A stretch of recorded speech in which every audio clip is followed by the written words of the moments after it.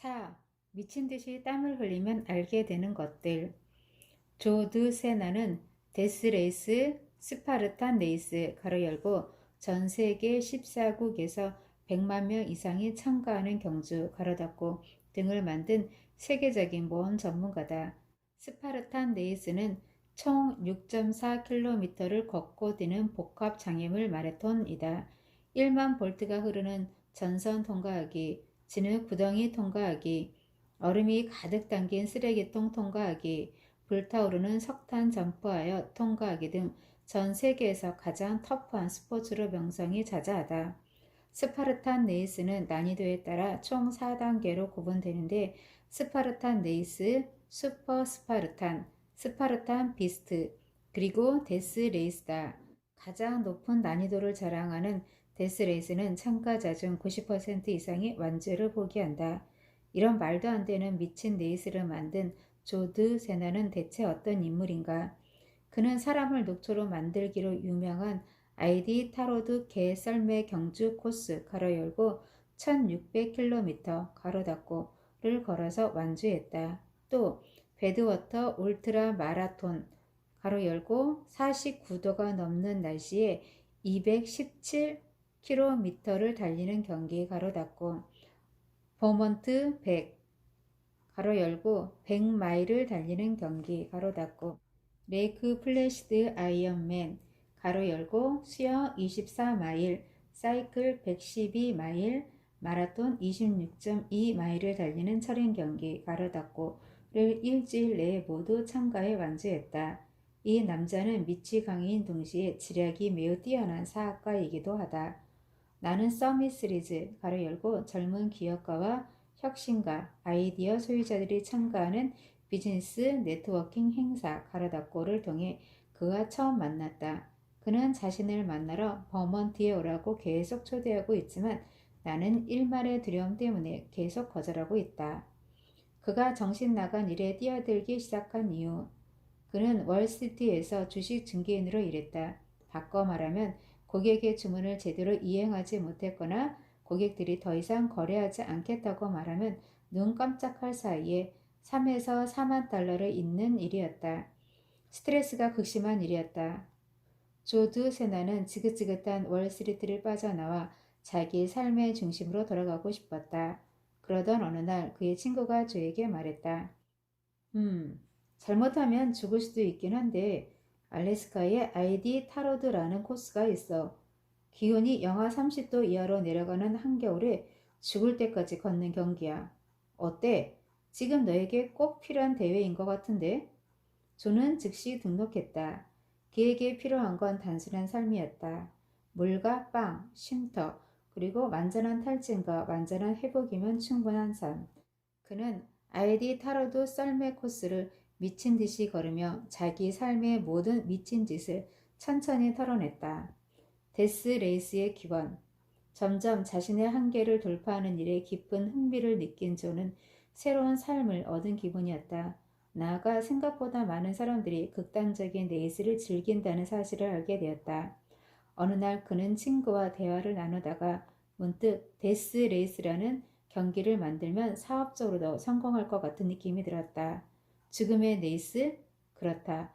레이스에 참가한 사람들을 실제로 미치게 만드는 경주 말이다. 경기가 언제 시작하고 언제 끝나는지 알려주지 않고 물도 제공하지 않고 경기 도중에 버스를 보내서 언제든 그만둘 수 있습니다. 그냥 버스에 올라타기만 하세요. 이건 당신에게 어울리는 경기가 아닙니다. 당신은 너무 약하니까요. 라고 약을 잔뜩 올린다면 결과적으로 데스레이스는 대성공을 거두었다. 미치지 못해 안달한 선수들이 이 소문을 타고 계속 몰려들었고 또 그만큼 많은 선수들이 나가 떨어졌다. 조는 이렇게 말했다. 어떤 선수는 갑자기 철퍼덕 주저앉아 울기 시작했다. 데스레이스에 참가하기 전까지 그는 자신이 뛰어난 달리기 선수임을 한 번도 의심해 본 적 없었다. 그런데 정신이 완전히 붕괴된 것이다. 왜냐하면 도중에 주저앉아 펑펑 눈물을 쏟는 상황에 처하리라곤 꿈에도 몰랐기 때문이다. 그뿐 아니다. 올림픽 대표로 출전한 경험이 있는 스키 선수 더그 루이스도 참가한 적 있다. 그는 15시간, 18시간 버티다가 결국 무너졌다. 그는 이렇게 말했다. 나는 올림픽에도 참가한 선수다. 평생 훈련에만 매진했다. 다시 말해, 난 정말 강한 사람이다. 그런데 이건 정말 미친 짓이다. 바로 그 순간 나는 레이스를 만든 우리가 승리했음을 알았다. 상황은 언제나 더 나빠질 수 있다. 수백 킬로미터를 초인의 정신과 체력으로 완주해야 하는 데스레이스를 3회 완주한 사람이 있다. 아멜리아 분이다. 그녀는 내게 이런 메시지를 보냈다. 태풍 때문에 조드 세나가 소유한 토지 내에 있던 다리가 강물에 휩쓸려서 무너졌다. 그 바람에 1톤짜리 철제 아이빔이 몇 년 동안 물속에 방치되고 있었다. 참다 못한 주 정부에서 그걸 치우지 않으면 그에게 어마어마한 액수의 벌금을 물리겠다고 경고했다. 그 기둥을 치우려면 몇만 달러의 비용이 들 터였다. 그런데 그는 데스레이스에 참가한 사람들에게 1월의 강추위 속에서 강물에 들어가 자기 대신 기둥을 치우게 했다. 아마 치우는데 8시간쯤 걸렸을 것이다. 덕분에 나도 발가락에 가벼운 동상을 입었고 다른 참가자들도 마찬가지였다. 정말 웃겼던 건 사람들은 이런 정신 나간 경험을 한 대가로 조에게 돈을 냈다는 것이다. 그리고 저는 벌금도 피하고 기둥 제거 비용도 아낄 수 있었다. 그는 천재였다. 조두 세나는 스트레스 치유를 위해 카페인이나 알코올을 섭취하는 것은 도움이 되지 않는다고 생각한다. 그가 제시하는 가장 효과적인 스트레스 해소법은 다음과 같다. 매일 경찰에게 쫓기는 것처럼 땀을 흘려라.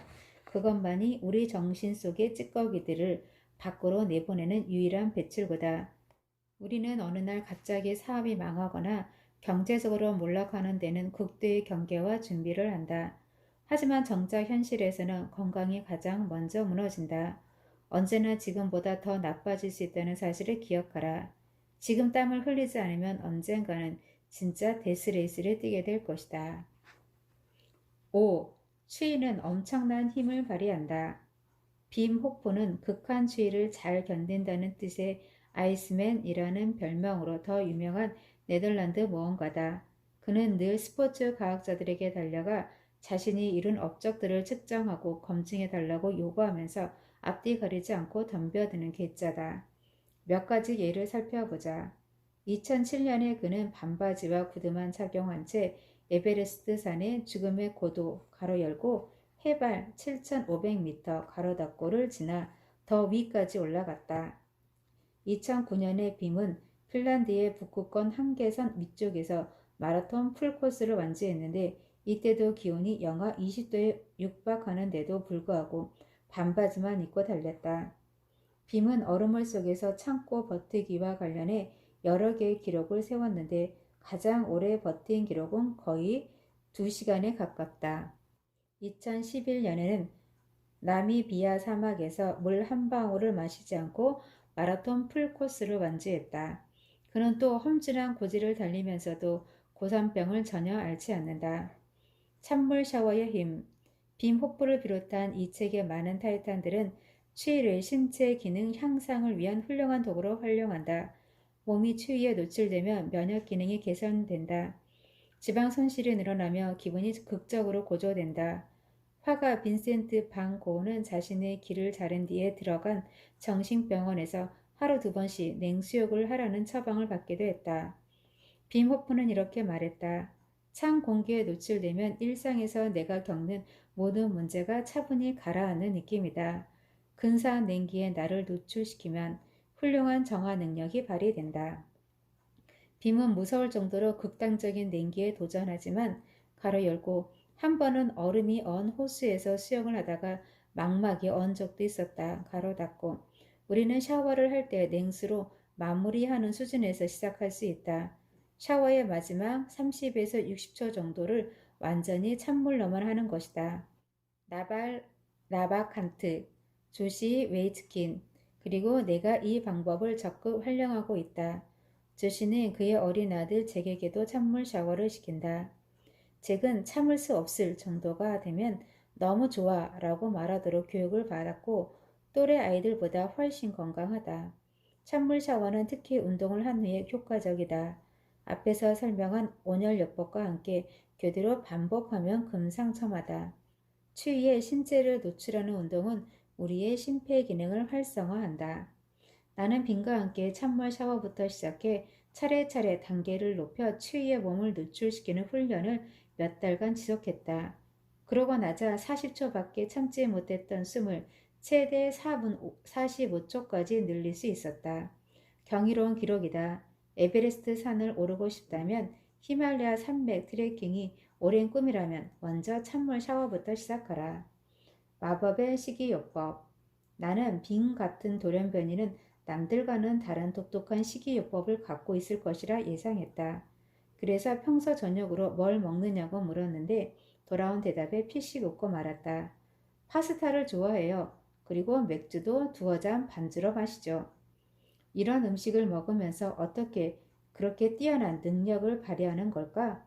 뛰어난 유전자 덕분일지도 모르지만 그는 저녁 6시 이전에는 거의 뭘 먹지 않는, 하루에 한 끼만 먹는 습관이 있다고 했다. 요즘 유행하는 말로 하자면 그는 수십 년 동안 간헐적 단식을 실천해온 것이다. 서로의 심장을 맞대는 포옹. 나는 캘리포니아주 말리부에서 빈과 처음으로 개별 훈련을 할 때 그가 일반 사람들과는 사뭇 다른 방식으로 포옹을 한다는 사실에 주목했다. 빔은 자기 왼팔을 상대의 어깨에 걸치고 상대의 오른 머리 쪽에 자기 머리를 댄다. 그래서 나는 그의 팀 동료에게 빔이 왼손잡이인지 물었다. 그는 이렇게 말했다. 아니요, 그냥 모든 사람과 심장을 맞대고 싶어서 그러는 거예요. 왠지 나는 이 마법 같은 말에 몹시 끌렸다. 어쩌면 빔의 엄청난 운동력이 이 포옹에서 나오는 것인지도 모른다는 생각이 들었다. 생각해보라. 이 세상에는 정말 설명할 수 없는 많은 일들이 일어나고 그 안에서 우리는 기적과 마법을 경험한다는 것을. 아이스맨의 포옹 방식인 만큼 당신도 기회가 있다면 한번 따라해보라. 나도, 그리고 이 책에 등장하는 몇몇 타이탄도 종종 이런 방식으로 포옹을 한다. 이유는 묻지 마라. 모른다. 다만 이 방식을 활용하고 싶다면 당신에게 사전에 말을 해둬야 한다.